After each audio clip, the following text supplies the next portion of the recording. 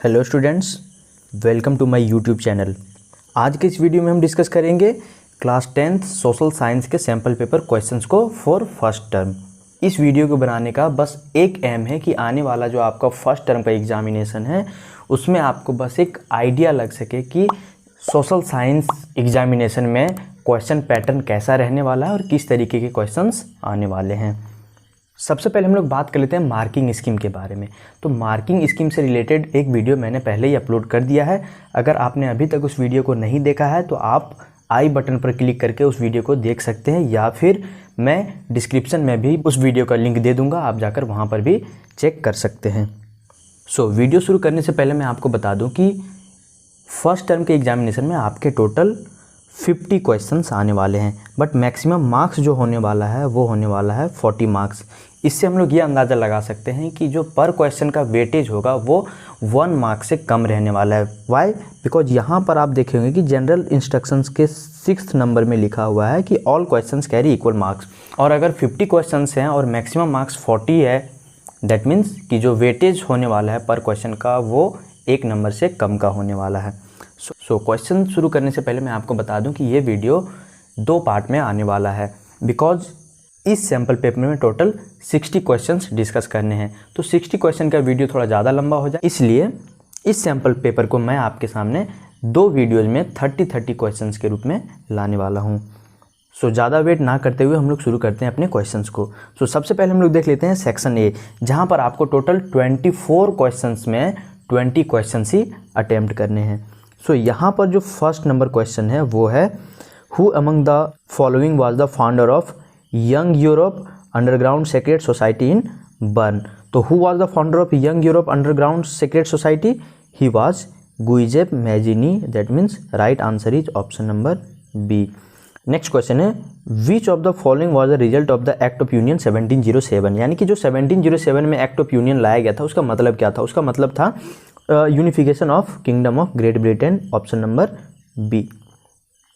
Next question is question number 3, identify the correct statement with regard to the Zollverein from the following options. Option number A, option number B, option number C और option number D. The right answer is option number C, it was the custom union at the initiative of Prussia. Next question is question number 4, which of the following countries were involve in the 3 Wars with Prussia and ended with victory and unification of Germany. आपको बताना है कि Prussia के साथ वो कौन से ऐसे 3 कंट्रीज जिन्होंने लड़ाई की थी। तो दो countries were Austria, Denmark and France. That means right answer is option number B. Next question is, identify the ideology under which people demanded freedom of market in early 19th century Europe. That ideology is liberalism. That means right answer is option number B. Next question is, choose the correctly match pair about the crops and the areas they are grown in. Groundnut Assam, tea Gujarat, coffee Karnataka, sugarcane Chhattisgarh. The right answer is option number C, coffee Karnataka. इस question में basically आपको पूछ रहा था कि आपको एक correct match करना है कि कौन से स्टेट में वो फसल ज़्यादा उपजाया जाता है। The right answer is coffee Karnataka, यानी कि कर्नाटका में कॉफ़ी अच्छी खासी मात्रा में उगाया जाता है। Next question is, the piece of land left uncultivated for last 1 to 5 agriculture years is called, तो that is called fallow land. that means option number D is right answer। यानी कि किसी भी ज़मीन को जिसको हम लोग 1 से 5 साल तक बिना खेती किए हुए छोड़ देते हैं उस लैंड को हम क्या कहते हैं? उस लैंड को हम कहते हैं fallow land। Next question is, which one of the following conference was convened to discuss environmental protection and socio-economic development at the global event in 1992? What was that conference? That conference was option number C, Rio de Janeiro Earth Summit. That means right answer is option number C.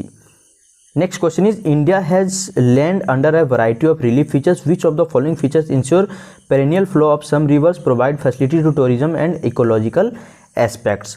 That is mountains. Right answer is option number D. Next question is, which one of the following human activities has contributed significantly in land degradation? आपको बताना है जो ये 4 option है उनमें से कौन सा ऐसा मुख्य कारण है जिसके कारण लैंड डिग्रेडेशन इंडिया में ज़्यादातर होता रहता है। What is the reason? That is deforestation. That means right answer is option number A, यानी कि अगर हम लोग पेड़ को काटेंगे, अगर ज़्यादा मात्रा में काटेंगे तो लैंड डिग्रेडेशन होगा ही होगा। Next question is which one of the following countries adopted majoritarianism in their constitution. So which country was that? That was Sri Lanka and the right answer is option number C. और इस chapter के MCQs वाले video को अगर आपने अभी तक नहीं देखा है तो आप फिर से आई बटन पर क्लिक करके इस चैप्टर के MCQ क्वेश्चंस को देख सकते हैं, ताकि आपके आने वाले एग्जाम में आपको हेल्प हो सके। Next question is identify the significant reason of power sharing among the following options. आपको बताना है कि जो 4 ऑप्शंस दिए गए उनमें से कौन से ऑप्शन के लिए जो है पावर शेयरिंग ज़्यादा ज़रूरी होता है, या पावर शेयरिंग किसके लिए ज़्यादा ज़रूरी है। तो that is essential to reduces socio economic conflicts, यानी कि जो हमारा जो सोशल कल्चर होता है, जो सोशल लाइफ होता है, वहाँ पर कॉन्फ्लिक्ट ना हो, इसलिए वहाँ पर पावर शेयरिंग करना ज़रूरी होता है।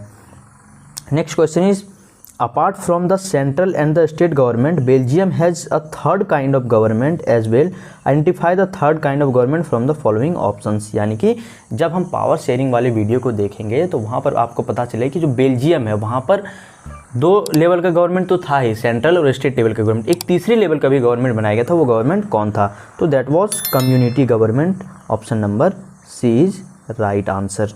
नेक्स्ट क्वेश्चन है question number 14, which of the following countries is an example of coming together federations. Right, ये जो चैप्टर है वो क्लास 10 सिविक्स का सेकेंड जो चैप्टर है फेडरलिज्म, उससे आता है। और अगर फेडरलिज्म के भी MCQ क्वेश्चंस को आप देखना चाहते हैं तो आप आई बटन पर क्लिक करके देख सकते हैं।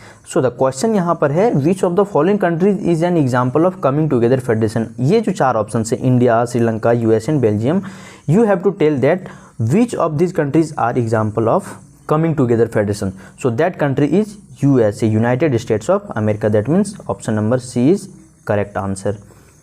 Next question is what is the power shared among different organs of government called as horizontal distribution of power? Identify the correct reason. So the correct reason is it allows different organs of government to be placed at the same level. That means option number B is correct answer. Next question is in India's federal system, the central and the state governments have the power to legislate on all those subjects which are included in the concurrent list. That means कि central government और state government दोनों मिलकर उसी list पर काम कर सकता है जो कंकरेंट लिस्ट में मेंशन्ड है। उसके अलावा सेंटर के पास अपना एक पावर अलग होता है और स्टेट के पास अपना एक अलग पावर होता है। Next question is question number 17, which of the following states of India enjoys special power under article 371A of the constitution of India. यानी कि कौन सा ऐसा इंडिया का स्टेट है जो आर्टिकल 371A के तहत उसको एक स्पेशल पावर मिला हुआ है। तो that state is option number A, Nagaland. Next question is which one of the following is an example of primary sector activity. Right answer is option number C, farming is an example of primary sector. Next question is question number 19, which of the following measures the proportion of literate population in the 7 and above age group। 7 साल के ज़्यादा के age group में हम लोग उसके literacy rate को कैसे मापते हैं? तो वो हम लोग मापते हैं by literacy rate. That means the right answer is option number C। Which one of the following is the correct meaning of average income. Right, average income का डेफिनेशन जनरली क्या हो सकता है? तो एवरेज इनकम को हम लोग define कर सकते हैं as the total income of the country divided by its population. यानी कि उस कंट्री के टोटल इनकम को उसके पॉपुलेशन से हम डिवाइड अगर कर देते हैं तो उस कंट्री का एवरेज इनकम निकल आता है। Next question is which one of the following is best describes human development index. HDI को बेहतर तरीके से क्या डिफाइन करता है? तो वो डिफाइन करता है improvement in health, education and income. यानी कि ये तीनों चीज़ अगर सुधर रहा है दैट मीन्स उस कंट्री का ह्यूमन डेवलपमेंट इंडेक्स यानी कि HDI जो है वो ज़्यादा तेज़ी से ग्रो कर रहा है या ज़्यादा तेज़ी से सुधर रहा है। That means the right answer for this question is option number B। Next question is consequences of environmental degradation do not respect national और state boundaries. Which of the following is the essence of this statement. So the right answer is option number C, sustainable development. Next question is which of the following examples fall under an organise sector. आपको बताना है कि organise sector का example इन चारों options में से कौन सा है। तो that is an engineer getting all employment benefits is an example of organise sector, that means right answer is option number B. Next question is Mahatma Gandhi national rural employment guarantee act 2005 states a guarantee of minimum 100 days of employment per year. If government is unable to fulfil this 100 days of an employment the government would have to. इस question में बोल रहा है कि जो Mahatma Gandhi national rural employment guarantee act यानी कि जो मनरेगा है उसके तहत क्या है कि गांव में जो बेरोजगार लोग हैं उनको 100 दिन का रोजगार जो है वो सरकार देगी, और अगर सरकार ऐसा कर पाने में सक्सेसफुल नहीं होता है तो सरकार उसको क्या करेगी, तो इसका सही आंसर होगा ऑप्शन नंबर ए, पे the compensation in lieu of this days. यानी कि अगर सरकार उसको 100 दिन का रोजगार देने में सक्सेसफुल नहीं होता है तो उसको क्या करेगी, उन 100 दिनों का पैसा उसको घर बैठे देगी, यानी कि फ्री में देगी। That means right answer is option number A.